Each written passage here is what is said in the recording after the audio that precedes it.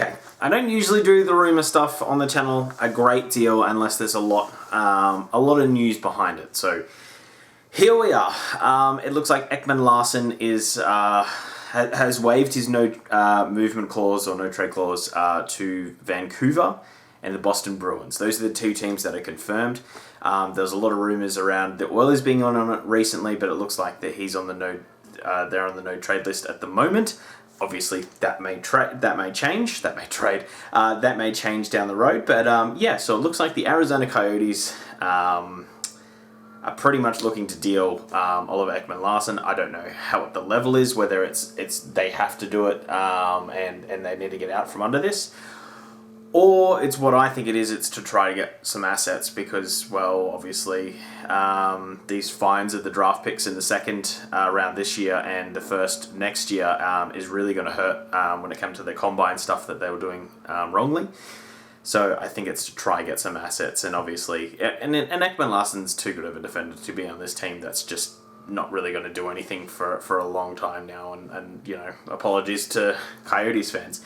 So yeah, in the Vancouver jersey, the only thing is that you would think that this trade would need them to get a first this year. At least I would have thought that on paper. Neither Boston or Vancouver have their first this year, so it's all been traded already. And I just don't think either team's in a position to not have a first round pick for 2 years in a row. And I'll explain why. Boston has an aging-ish team. They're going to lose Torrey Krug this year. You just wonder if maybe the door's closed there. Just maybe. I mean, you got 1 more year of Krejci, you got 2 more years of Bergeron, and they may stay on, but at that point they'll be 36 years old. So what sort of player are you getting? Marchand is 32, which I was a bit shocked to see. So, I mean, how many more years have you got at like this prime level of Marchand? Most players kind of start to regress around 33 in some way, shape, or form. So, you're just starting to see that aging-ish core. The defense isn't super great. Is Russ coming back to play? There's a few questions there, right?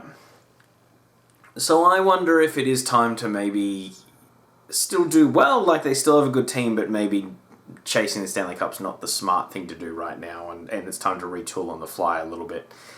And I just think not having a first this year and not having a first next year may hurt them. They did have 2 first-round picks last year, but they were 30 and 31. So it's not like crazy situations going on here. Vancouver is in a scenario right now that reminds me a lot of the Calgary Flames a few years ago. They did very well, won playoffs.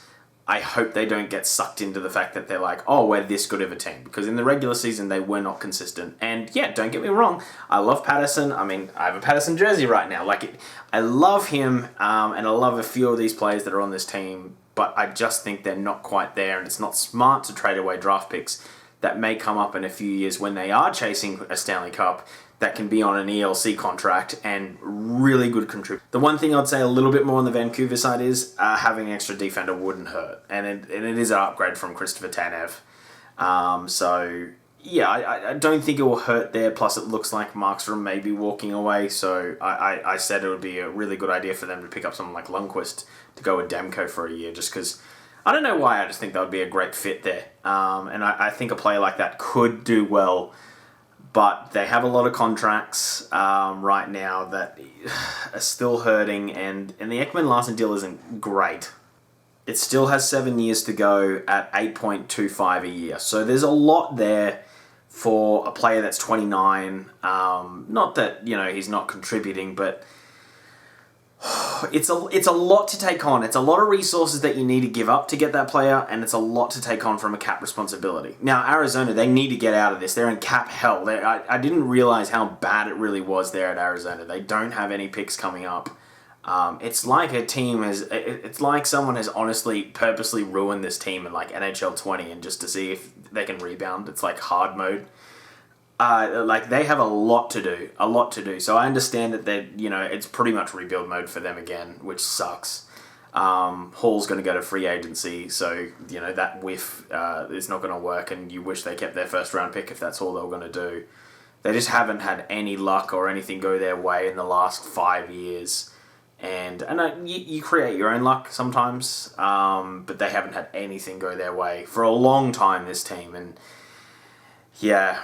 and now they're getting rid of probably their face of their franchise for the last long while. I would say he was the mainstay of Arizona, and he looks like he's Gornsky. So it looks like they're definitely in super rebuild mode at the moment, and just trying to get as many assets as possible to just offset this penalty that they've got, and try get back there as quick as they can into some sort of playoff team. But they're definitely miles away from winning a round at this point. So it's interesting. It is interesting to see if something will happen here. I just don't think...